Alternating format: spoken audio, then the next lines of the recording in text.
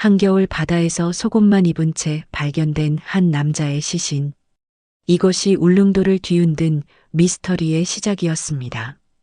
죽음 앞에서 그는 무엇을 말해주고 싶었을까요? 2022년 12월 27일 새벽 안개가 바다를 덮던 그 시간. 울릉도 북쪽 끝 사람의 발길이 닿지 않는 무인도인 소항도에서 벌어진 일입니다. 이곳은 평소에도 어민들조차 잘 가지 않는 곳이었어요. 험한 조류와 갑작스러운 날씨 변화로 위험하기 때문이었죠. 하지만 그날 어민 김성호는 달랐습니다.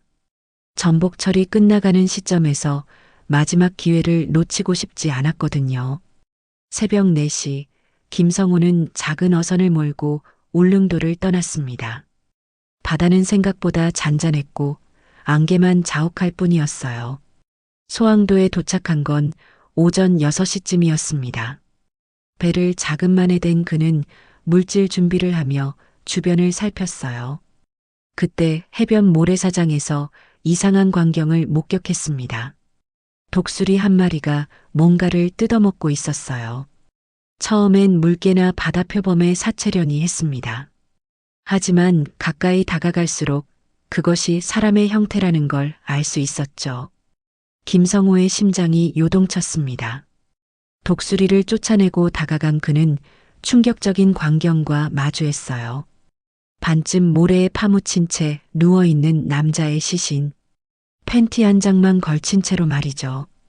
부패가 상당히 진행된 상태였지만 사람의 형체는 뚜렷했습니다. 김성호는 한동안 그 자리에 서서 시신을 바라봤어요. 한겨울 바다, 무인도, 그리고 속옷 차림의 시신. 이 모든 게 현실 같지 않았거든요. 급히 휴대폰을 꺼냈지만 소항도에는 전파가 잡히지 않았습니다. 김성호는 서둘러 배에 올라타 울릉도로 향했어요. 마음은 급했지만 안전을 위해 천천히 배를 몰았죠. 울릉도에 도착한 즉시 경찰에 신고했습니다. 울릉경찰서에서는 즉시 출동 준비에 들어갔어요. 하지만 소항도까지 가려면 해경의 도움이 필요했습니다. 날씨와 바다 상황을 확인한 후 오후 2시에야 현장으로 출발할 수 있었죠. 현장에 도착한 수사팀이 본 광경은 김성호가 묘사한 그대로였습니다. 백골화가 상당히 진행된 남성의 시신이 해변에 누워 있었어요. 주변을 자세히 살펴봤지만 옷가지는 전혀 발견되지 않았습니다. 신발도 양말도 상의도 없었죠. 오직 속옷만이 그의 마지막 옷이었습니다. 수사팀은 현장을 꼼꼼히 촬영하고 증거를 수집했어요. 시신 주변의 모래를 정리하고 반경 100m 내의 모든 곳을 수색했습니다. 하지만 신원을 확인할 만한 어떤 단서도 찾을 수 없었어요. 해가 지기 전에 시신을 수습해야 했습니다. 겨울 바다는 예측 불가였거든요. 시신은 조심스럽게 웅구용 가방에 넣어졌고 해경 함정을 통해 울릉도로 옮겨졌어요. 그렇게 정체불명의 남자는 죽어서도 고독한 여행을 계속했습니다. 그날 밤 울릉도 전체가 이 소식으로 술렁였어요. 작은 섬 공동체에서 이런 일은 오랫동안 화제거리가 되기 마련이었죠. 누구인지, 어떻게 죽었는지, 왜 그곳에 있었는지 수많은 추측들이 오고 갔습니다. 부검실의 차가운 불빛 아래 놓인 시신은 더 많은 수수께끼를 남겼습니다. 법의학자도 고개를 갸웃할 만큼 이상한 사건이었어요. 다음 날 포항의 국립과학수사연구원에서 부검이 시작되었습니다. 담당 법의학자는 30년 경력의 베테랑이었지만 이번 케이스는 특이했어요. 보통 바다에서 발견되는 시신들과는 확연히 달랐거든요. 먼저 외상을 살폈습니다. 머리부터 발끝까지 꼼꼼히 검사했지만 타격이나 자상의 흔적은 전혀 없었어요. 목뼈나 갈비뼈에도 골절상이 없었죠. 이는 폭력에 의한 사망 가능성을 크게 낮추는 소견이었습니다. 그 다음은 내부 장기 검사였어요. 하지만 부패가 심각하게 진행되어 정확한 사인을 밝혀내기 어려웠습니다. 폐에서 바닷물이나 이물질 흔적을 찾으려 했지만 조직이 너무 손상되어 있었어요. 익사인지 판단하기 힘든 상황이었죠. 법의학자가 가장 주목한 건 시신의 보존 상태였습니다. 겨울 바다의 차가운 온도 때문인지 예상보다는 양호했어요. 하지만 그럼에도 최소 한 달 이상은 바다에 있었을 것으로 추정됐습니다. 정확한 사망 시기를 특정하기는 어려웠지만 11월 중순에서 12월 초 사이일 가능성이 높았어요. 신체 특징들을 하나하나 기록해 나갔습니다. 키는 약 163cm, 중년 남성의 체형이었어요. 머리카락은 짧게 깎여 있었고 백발이 조금 섞여 있었죠. 손톱은 거칠었고 손바닥에는 굳은 살이 많았습니다. 육체 노동을 했던 사람임을 알 수 있었어요. 특히 주목할 만한 건 치아 상태였습니다. 여러 개의 금리와 떼운 자국들이 있었어요. 이는 신원 확인의 중요한 단서가 될 수 있었죠. 하지만 문제는 지문이었습니다. 바닷물에 오랫동안 노출되면서 지문이 심각하게 손상되어 있었어요. 데이터베이스 대조가 불가능한 상태였습니다. 부검을 진행하면서 법의학자는 계속 고민에 빠졌어요. 이 남자는 왜 속옷 차림이었을까? 자발적으로 옷을 벗었을까? 아니면 다른 이유가 있었을까? 만약 자살이었다면 보통은 옷을 입은 채로 물에 뛰어들기 마련인데 말이죠. 의복 상태도 이상했습니다. 팬티는 비교적 온전했어요. 찢어지거나 손상된 부분이 별로 없었죠. 만약 바위나 다른 장애물에 부딪혔다면 의복에도 흔적이 남아야 하는데 그런 게 없었습니다. 이는 비교적 잔잔한 바다에서 표류했을 가능성을 시사했어요. 부검 결과 공식적인 사인은 불상으로 판정됐습니다. 익사, 동사, 급성 심장마비 등 여러 가능성이 있지만 어느 것도 확정할 수 없었어요. 이는 수사에 큰 어려움을 가져올 것이 분명했습니다. DNA 샘플은 채취해서 경찰청 유전자 데이터베이스와 대조하기로 했어요. 하지만 결과가 나오기까지는 시간이 필요했습니다. 그동안은 다른 방법으로 신원을 확인해야 했죠. 치과 기록을 통한 신원 확인도 시도해 봤어요. 하지만 이 역시 본인이 누구인지 알아야 가능한 방법이었습니다. 실종 신고와 연결되지 않는 한 한계가 있었죠. 부검을 마친 법의학자는 보고서를 작성하며 깊은 한숨을 내쉬었어요. 30년간 수많은 시신을 부검해 봤지만 이렇게 단서가 없는 경우는 드물었거든요. 신원도 모르고 사인도 모르고 사건의 전말도 알 수 없는 상황. 이 남자는 죽어서도 여전히 수수께끼 그 자체였습니다. 그날 밤 울릉경찰서에서는 긴급회의가 열렸어요. 부검 결과를 검토하고 수사 방향을 논의하기 위해서였죠. 타살 가능성이 낮다는 건 한편으로는 다행이었지만 그렇다고 사건이 단순해진 건 아니었습니다. 오히려 더 복잡해졌다고 해야 할까요? 마을에 소식이 퍼지자 한 사람의 이름이 속삭여지기 시작했습니다. 박도현 40일 전 어느 밤 홀연히 사라진 그 남자의 이름이었어요. 12월 28일 오후 울릉경찰서에 한 통의 전화가 걸려왔습니다. 오징어잡이 선단에서 일하는 김철수라는 남자였어요. 그는 조심스러운 목소리로 말했습니다. 신문에서 본 시신 소식이 혹시 자신이 아는 사람일 수도 있다고 말이죠. 김철수가 말한 사람은 박도현이었습니다. 52세의 중년 남자로 지난 11월부터 막노동을 해왔어요. 외지에서 온 사람이라 마을 사람들과는 잘 섞이지 않았지만 성실하고 조용한 성격으로 알려져 있었죠. 11월 15일 밤 박도연은 평소와 다름없이 하루 일을 마쳤습니다. 동료들과 함께 저녁을 먹고 소주 한두 잔을 기울였어요. 특별히 다른 점은 없었죠. 다만 평소보다 말수가 적었다고 했습니다. 오후 9시쯤 박도연은 숙소로 돌아갔어요. 그리고 10시쯤 다시 나왔습니다. 동료에게 바람 쐬러 나간다고 했죠. 그때 그의 모습을 마지막으로 본 사람은 아무도 없었습니다. 다음 날 아침 동료들은 박도연이 나타나지 않자 이상하게 여겼어요. 평소 가장 일찍 일어나는 사람이었거든요. 숙소를 확인해 보니 침대는 그대로였습니다. 밤새 돌아오지 않았다는 뜻이었죠. 더 이상한 건 그의 소지품들이었어요. 지갑이 그대로 있었습니다. 현금 15만 원과 신용카드, 신분증이 모두 들어 있었죠. 휴대폰도 충전기에 꽂힌 채 놓여 있었어요. 심지어 담배와 라이터까지 그대로였습니다. 옷장을 열어보니 평상복들이 정리되어 있었어요.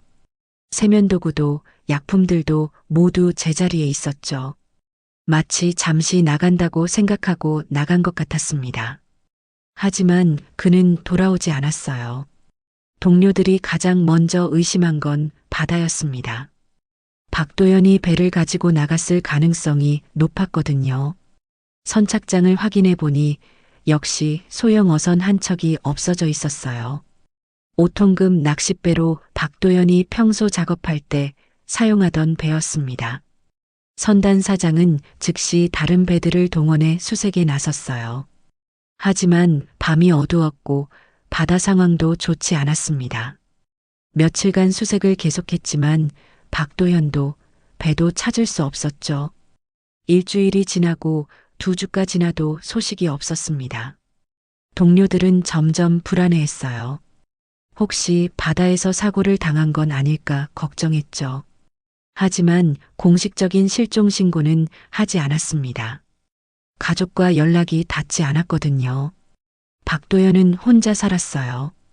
부모님은 이미 돌아가셨고 형제들과도 연락을 끊고 지냈다고 했습니다. 동료들이 알고 있는 연락처라고는 여동생 하나뿐이었는데 그마저도 몇 년간 통화를 안 했다고 하더군요. 시간이 흐르면서 동료들은 박도연이 그냥 떠난 거라고 생각하기 시작했어요. 원래 떠돌이 생활을 하던 사람이었고 울릉도에서의 생활이 지겨워졌을 수도 있다고 여겼죠. 배는 다른 곳에 팔아버렸을 거라고 추측했습니다. 하지만 몇 가지 이상한 점들이 있었어요. 왜 신분증을 두고 갔을까요? 그리고 왜 연락 한 번 없었을까요? 아무리 떠돌이라고 해도 함께 일했던 동료들에게 인사 정도는 할 법한데 말이죠. 11월 말쯤에는 동료들도 박도연을 잊어가고 있었어요. 새로운 일꾼이 들어왔고 일상은 다시 평범해졌습니다. 간혹 누군가 그의 이야기를 꺼내면 다들 안타까워했지만 그뿐이었죠. 12월에 접어들면서는 아무도 박도연을 언급하지 않았습니다. 겨울 바다의 추위와 바쁜 일상이 기억을 덮어버렸거든요. 그런데 이제 와서 그가 소항도의 시신과 연결될 수 있다는 소식을 들으니 동료들은 충격에 빠졌습니다. 김철수는 경찰에게 박도연에 대해 알고 있는 모든 것을 털어놓았어요. 키와 체형, 나이, 머리카락 색깔까지. 그리고 가장 중요한 단서인 치아에 대해서도 얘기했습니다. 박도연은 앞니 2개가 금니였거든요. 이틀 후 박도연의 배가 발견되었을 때 이 배는 지금까지와는 다른 이야기를 들려주었습니다. 조용한 바다 위에 떠있던 작은 배 하나가 이 사건의 열쇠를 쥐고 있었던 것이죠. 12월 30일 오전 해경 함정이 소항도 동쪽 약 2km 해상에서 표류하는 어선을 발견했습니다.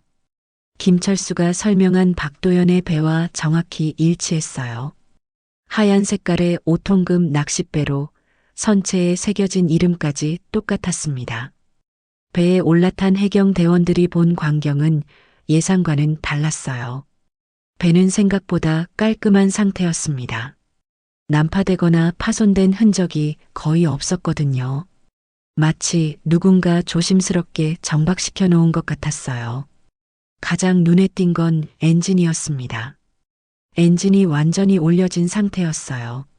이는 매우 중요한 발견이었습니다. 엔진을 올린다는 건 의도적으로 배를 정지시켰다는 뜻이거든요. 사고나 고장으로는 설명되지 않는 상황이었죠. 연료를 확인해 봤을 때도 놀라웠습니다. 연료통은 거의 가득 차 있었어요. 출항할 때와 비슷한 수준이었죠. 만약 멀리 나갔다가 사고를 당했다면 연료가 많이 소모되었어야 하는데 그렇지 않았습니다. 이는 박도연이 멀리 가지 않았다는 걸 의미했어요. 배 내부를 꼼꼼히 수색했습니다. 조타실에는 박도연의 흔적들이 남아 있었어요. 담배꽁초 몇 개와 빈 소주병 하나가 있었죠. 소주병에는 지문이 남아있을 가능성이 높았습니다. 낚시 장비들은 정리되어 있었어요. 사용한 흔적이 별로 없었습니다. 이상했죠. 박도연이 낚시를 하려고 나갔다면 장비를 사용했어야 하는데 말이에요. 혹시 다른 목적이 있었던 걸까요? 선실 구석에서는 박도연의 외투가 발견됐습니다. 두꺼운 겨울 점퍼였어요. 이 점퍼가 여기 있다는 건 박도연이 어느 시점에서 옷을 벗었다는 뜻이었습니다. 하지만 다른 옷들은 찾을 수 없었어요.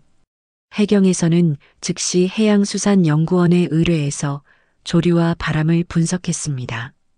박도연이 실종된 11월 15일부터 배가 발견된 12월 30일까지의 해상 상황을 재현해 본 것이죠.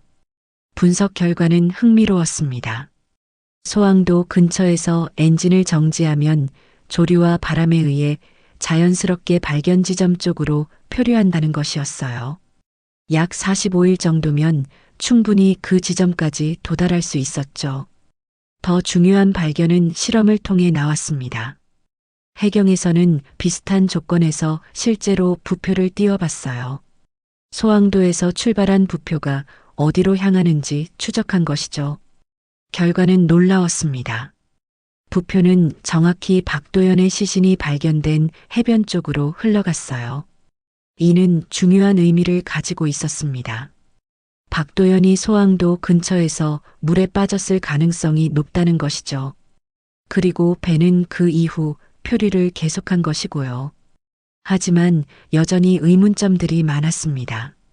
박도연은 왜 소항도까지 갔을까요? 그곳은 낚시하기에 좋은 포인트가 아니었거든요. 오히려 위험한 곳으로 유명했어요. 박도연이 그곳에 간 이유는 무엇이었을까요? 혼자만의 시간을 갖고 싶었던 걸까요? 아니면 다른 목적이 있었던 걸까요? 그리고 왜 엔진을 올렸을까요? 자살을 결심했다면 그럴 필요가 없었을 텐데 말이에요. 배에서 발견된 소주병도 단서가 될 수 있었습니다.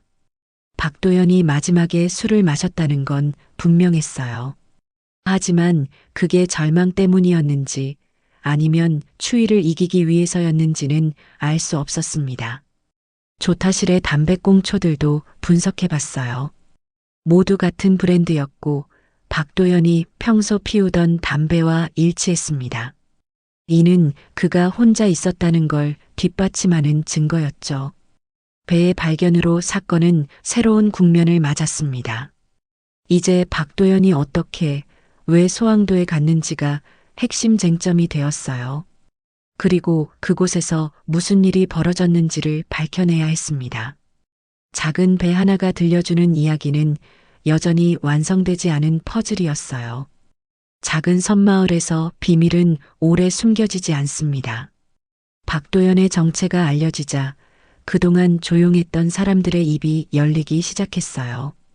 그리고 그들이 꺼낸 이야기는 단순한 실종 사건이 아닐 수도 있다는 가능성을 제기했습니다. 새해 첫날 울릉경찰서에는 연이어 제보 전화가 걸려왔어요. 박도연을 알고 있다는 사람들이었죠. 대부분은 그와 함께 일했던 어민들이었지만 몇몇은 마을 상점 주인이나 식당 사장들이었습니다. 첫 번째로 찾아온 사람은 횟집 사장 이순자였어요. 박도연이 자주 드나들던 곳이었죠. 그녀는 박도연이 평소와 다른 모습을 보였다고 증언했습니다. 실종되기 며칠 전부터 술을 많이 마셨고 혼자 중얼거리는 일이 잦았다고 했어요. 이순자의 기억에 따르면 박도연은 11월 12일 저녁에도 그녀의 가게에 왔었습니다. 평소보다 일찍 와서 소주를 주문했어요. 그런데 그날은 달랐습니다. 계속 휴대폰을 들여다보며 누군가와 통화를 하려고 했거든요.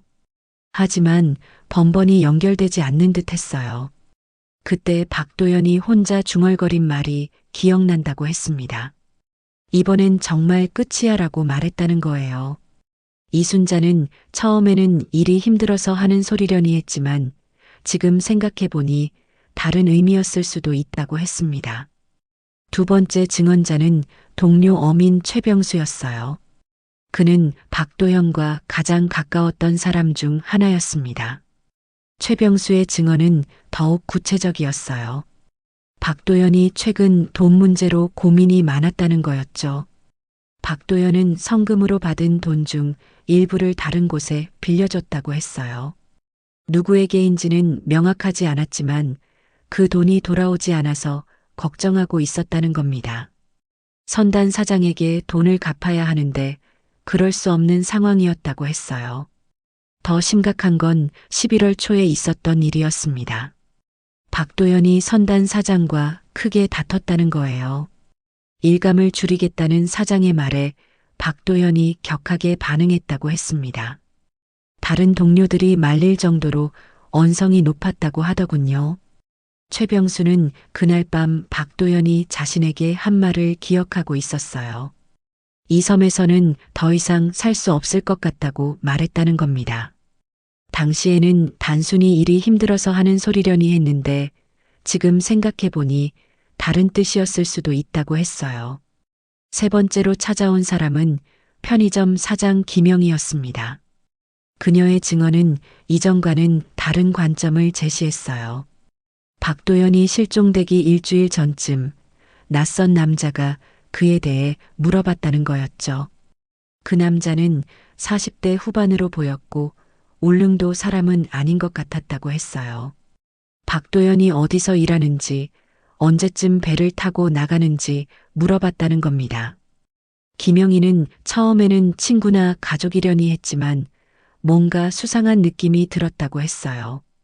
더 이상한 건 그 남자가 박도연의 배에 대해서도 자세히 물어봤다는 겁니다.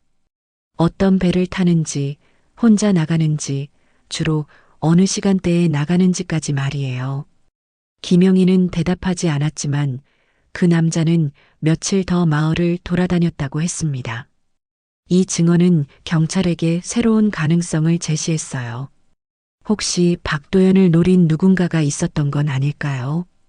돈 문제나 다른 갈등 때문에 그를 해치려 한 사람이 있었을 수도 있다는 거였죠. 네 번째 증언자는 선단의 다른 동료인 정민호였어요. 그는 박도연이 최근 이상한 전화를 자주 받았다고 했습니다. 그런데 그 전화를 받을 때마다 얼굴이 어두워졌다고 하더군요. 정민호의 기억에 따르면 박도연은 그 전화들을 받기 위해 혼자 있는 곳으로 가곤 했어요. 숙소 밖이나 배 위에서 조용히 통화했다는 겁니다. 내용은 들리지 않았지만 목소리가 점점 작아지는 걸 보면 좋은 얘기는 아니었던 것 같다고 했어요. 그리고 박도연이 실종되기 바로 전날인 11월 14일에도 그런 전화가 있었다고 했습니다.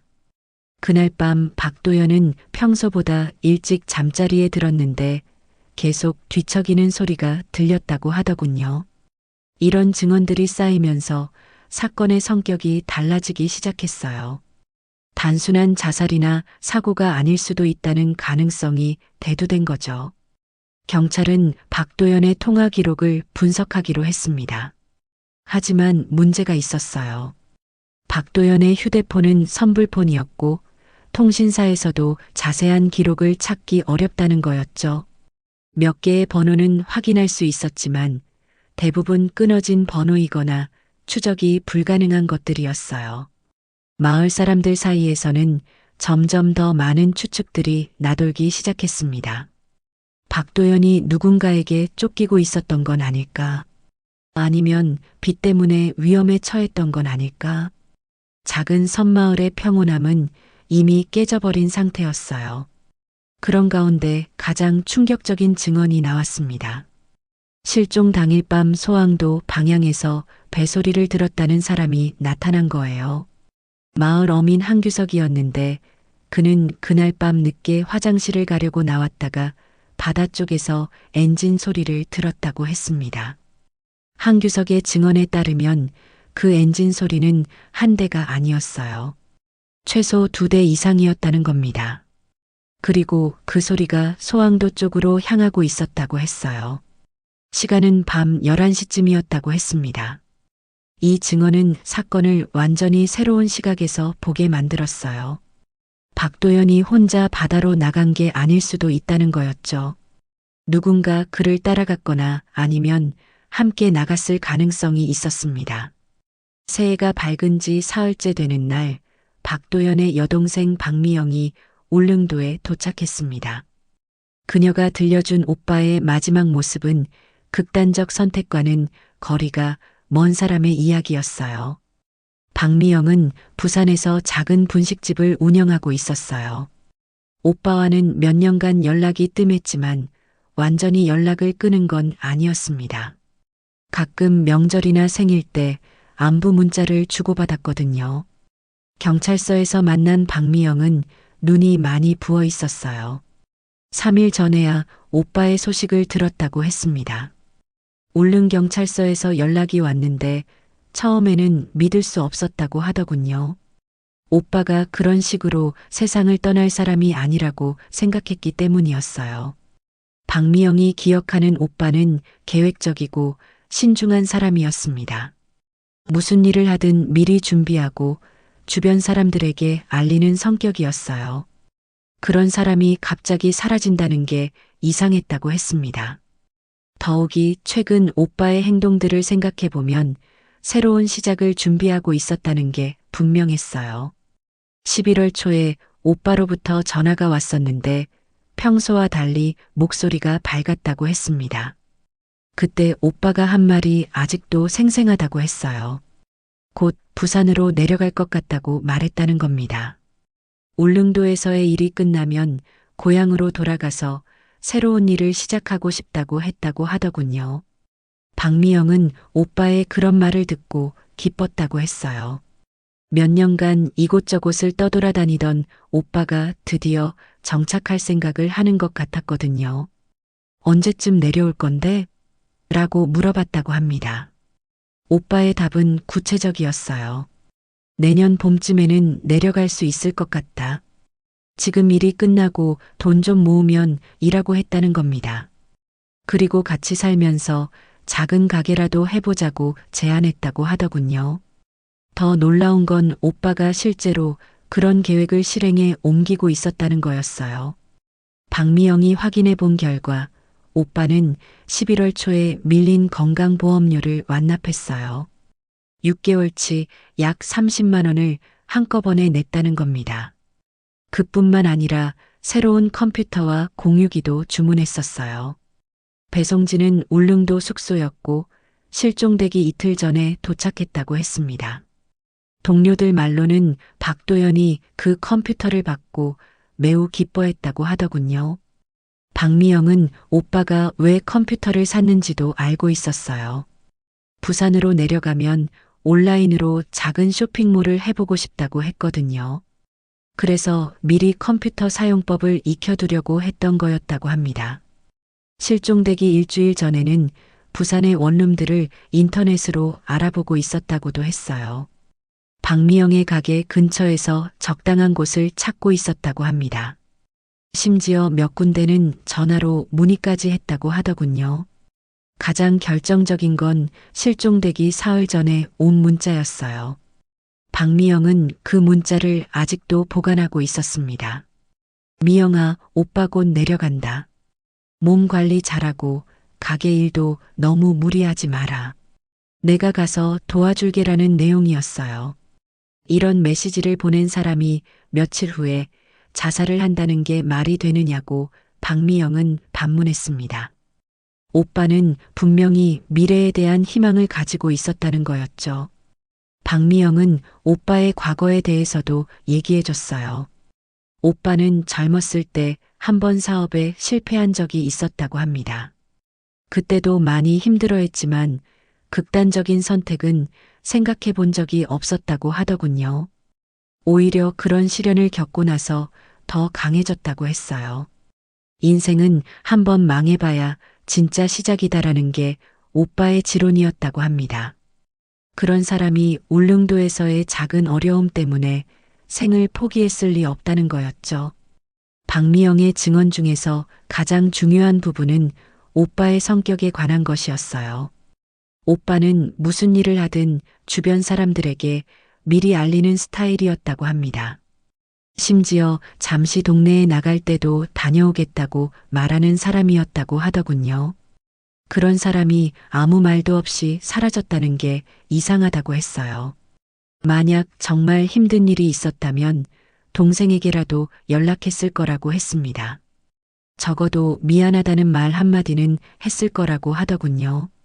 박미영은 오빠가 울릉도에서 무슨 일을 당했는지 정확히 알고 싶다고 했어요. 단순한 사고였는지 아니면 다른 이유가 있었는지 말입니다. 그리고 만약 누군가 오빠에게 해를 끼쳤다면 반드시 밝혀내야 한다고 했어요. 경찰은 박미영의 증언을 토대로 박도연의 통장 거래 내역을 조사했습니다. 놀랍게도 그의 말처럼 실제로 건강보험료가 완납되어 있었고 컴퓨터 구입 대금도 계좌에서 빠져나가 있었어요. 더욱이 실종 직전까지도 정기적으로 돈을 저축하고 있었다는 사실이 밝혀졌습니다. 매달 20만 원씩 적금을 넣고 있었고 실종되기 하루 전에도 입금이 있었어요. 자살을 계획하는 사람의 행동과는 거리가 멀었습니다.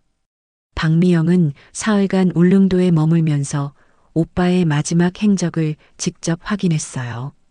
숙소도 가보고 함께 일했던 동료들도 만나봤습니다. 그리고 더욱 확신하게 됐다고 했어요. 오빠는 절대 자살할 사람이 아니었다고 말입니다. 박미영이 울릉도를 떠난 후에도 수사는 계속됐습니다. 하지만 사건은 해결되기는커녕 더욱 복잡해져만 갔어요. 하나의 단서가 나타날 때마다 새로운 의문이 생겨났습니다. 가장 큰 수수께끼는 여전히 박도연의 옷이었어요. 한겨울 바다에서 속옷 차림으로 발견된 이유를 아무도 설명할 수 없었습니다. 여러 가지 가설들이 제기됐지만 어느 것도 완전히 설득력 있지는 않았어요. 첫 번째 가설은 저체온증이었습니다. 차가운 바닷물에 빠졌을 때 사람은 종종 역설적 탈의 현상을 보인다고 했어요. 체온이 급격히 떨어지면 뇌의 체온 조절 중추가 마비되면서 오히려 뜨겁다고 느껴 옷을 벗는다는 거였죠. 하지만 이 가설에도 문제가 있었어요. 역설적 탈의는 보통 의식을 잃기 직전에 일어나는 현상인데 그렇다면 박도연이 스스로 배의 엔진을 올릴 시간이 있었을까요? 시간적 순서가 맞지 않았습니다. 두 번째 가설은 음주였습니다. 배에서 발견된 소주병을 근거로 한 추측이었어요. 술에 많이 취하면 판단력이 흐려져서 추위를 제대로 느끼지 못할 수 있다는 거였죠. 그래서 옷을 벗었을 수도 있다고 했습니다. 하지만 이것도 설명되지 않는 부분이 있었어요. 아무리 술에 취했어도 11월 밤 바다의 추위를 못 느낄 정도는 아니었을 거라는 겁니다. 더욱이 배에서 발견된 소주는 한 병뿐이었어요. 세 번째 가설은 가장 어둡고 무거운 것이었습니다. 누군가 박도연을 해치고 증거를 없애기 위해 옷을 벗겼다는 거였어요. 옷에는 가해자의 흔적이 남을 수 있으니까 말이죠. 이 가설이 제기되면서 수사진은 박도연 주변의 인물들을 다시 조사하기 시작했어요. 돈을 빌려간 사람이 누구인지, 최근에 갈등이 있었던 사람은 없는지 꼼꼼히 살펴봤습니다. 하지만 구체적인 용의자를 찾기는 어려웠어요.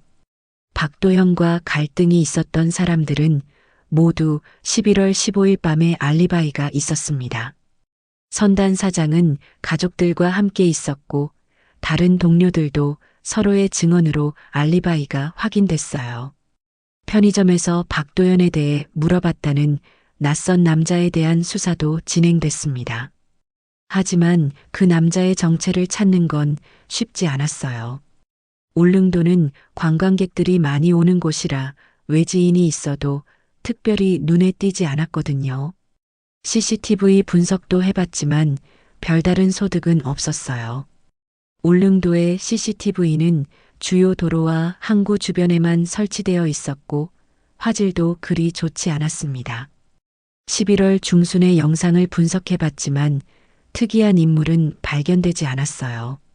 박도연의 휴대폰 통화 기록도 단서를 주지 못했습니다. 대부분 동료들이나 여동생과의 통화였고 몇 개의 미확인 번호가 있었지만 이미 해지된 것들이었어요.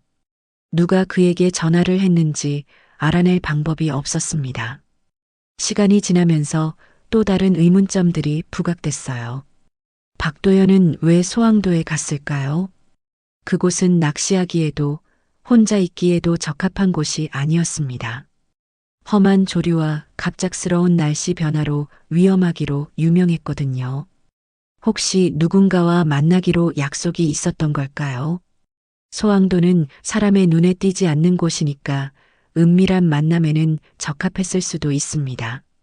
하지만 누구와 왜 만났는지는 알 수 없었어요. 배의 엔진이 올려진 상태로 발견된 것도 여전히 수수께끼였습니다. 만약 박도연이 자살을 결심했다면 굳이 엔진을 올릴 필요가 없었을 거예요. 오히려 그대로 두는 게 자연스러웠을 겁니다. 혹시 누군가 다른 사람이 엔진을 올린 건 아닐까요? 박도연을 해치고 나서 증거를 없애기 위해 배를 표류시킨 건 아닐까요? 하지만 그렇다면 왜 배를 아예 가라앉히지 않았을까요?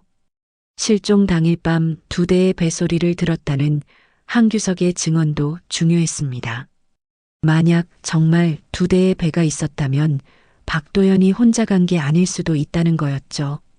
누군가 그를 따라갔거나 유인했을 가능성이 있었습니다. 하지만 이것도 확실하지 않았어요. 한규석의 기억이 정확한지 의문스러웠고 설사 정확하다고 해도 그 배들이 박도연과 관련이 있는지는 알 수 없었습니다. 수사가 막다른 골목에 이르자 경찰은 다른 접근을 시도했어요. 박도연의 과거를 더 자세히 조사하기 시작한 겁니다. 혹시 울릉도에 오기 전에 어떤 문제가 있었던 건 아닐까요? 박도연의 이전 거주지인 제주도에서의 행적을 추적해 봤어요. 하지만 특별한 건 발견되지 않았습니다. 거기서도 성실하게 일했고 특별한 갈등이나 문제는 없었다고 했어요. 부산의 전 직장에서도 마찬가지였습니다. 박도연은 어디서든 성실하고 조용한 사람으로 기억되고 있었어요. 범죄 기록도 없었고 특별히 원한을 살 만한 일도 하지 않았습니다. 시간이 흘러갈수록 사건은 미궁 속으로 빠져들어갔어요. 단서들은 있었지만 서로 연결되지 않았고 가설들은 많았지만 어느 것도 완벽하지 않았습니다. 박도연의 죽음은 여전히 수수께끼로 남아 있었어요. 2023년 2월 14일 국립과학수사연구원에서 최종 DNA 분석 결과가 나왔습니다. 소항도에서 발견된 시신은 박도연이 맞았어요. 하지만 이것으로 사건이 해결된 건 아니었습니다. 오히려 더 많은 의문만 남겼을 뿐이었죠. 공식적인 사건 결론은 사인 불상의 변사 사건이었습니다. 자살인지 사고인지 타살인지 어느 것도 확정할 수 없다는 거였어요. 이는 유가족에게도 마을 사람들에게도 만족스러운 답이 아니었습니다. 박미영은 결과를 듣고 오열했습니다. 누구인지는 확인됐지만 어떻게 죽었는지는 여전히 모르는 상황이었거든요. 그녀는 경찰에게 수사를 계속해달라고 간청했지만 더 이상 추가로 조사할 단서가 없다는 답변만 돌아왔어요. 울릉도 마을은 이 사건을 두고 여전히 갈라져 있었습니다. 어떤 사람들은 박도연이 경제적 어려움을 견디지 못해 스스로 목숨을 끊었다고 믿었어요. 겨울 바다의 추위와 절망감이 그를 극단적 선택으로 이끌었다는 거였죠. 하지만 다른 사람들은 뭔가 숨겨진 이야기가 있을 거라고 의심했습니다. 박도연의 마지막 행동들이 자살과는 맞지 않는다는 거였어요. 새로운 시작을 준비하던 사람이 갑자기 생을 포기할 리 없다고 생각했죠. 특히 편의점에서 박도연에 대해 물어봤다는 낯선 남자의 정체가 밝혀지지 않으면서 의혹은 더욱 커졌어요. 누군가 그를 노리고 있었던 건 아닐까? 돈 문제나 다른 갈등 때문에 위험에 처했던 건 아닐까? 실종 당일 밤 2대의 배소리를 들었다는 증언도 여전히 사람들의 머릿속에 남아 있었습니다. 박도연이 혼자 바다로 나간 게 아닐 수도 있다는 가능성 말이에요. 누군가 그를 유인했거나 강요했을 수도 있다는 거였죠. 하지만 어떤 추측도 확실한 증거로 뒷받침되지는 않았어요. 시간이 흐르면서 사람들의 기억도 점점 흐려졌고 새로운 단서도 나타나지 않았습니다. 사건은 서서히 잊혀져 가는 듯 했어요. 그해 봄 박미영은 오빠의 유고를 고향 부산으로 모셔갔습니다. 작은 추도식을 열었지만 참석자는 많지 않았어요. 오빠가 워낙 조용히 살았던 사람이었거든요. 그렇게 박도연은 영원한 잠에 들었습니다. 하지만 그의 죽음을 둘러싼 미스터리는 끝나지 않았어요. 울릉도 사람들은 지금도 가끔 그 이야기를 꺼냅니다.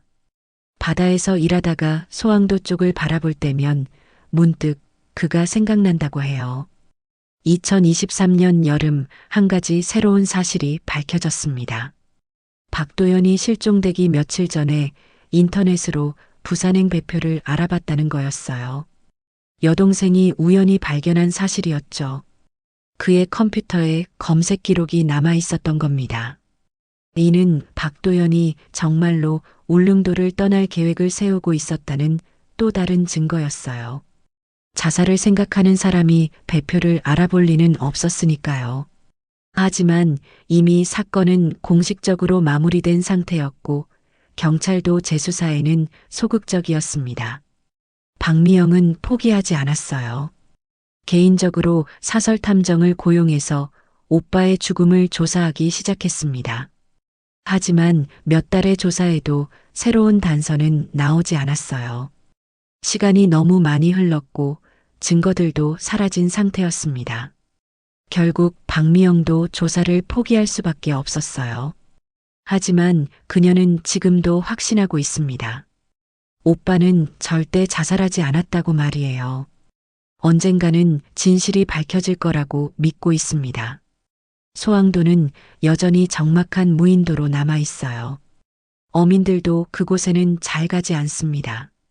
박도연의 일이 있은 후로는 더욱 기피하는 곳이 되었죠.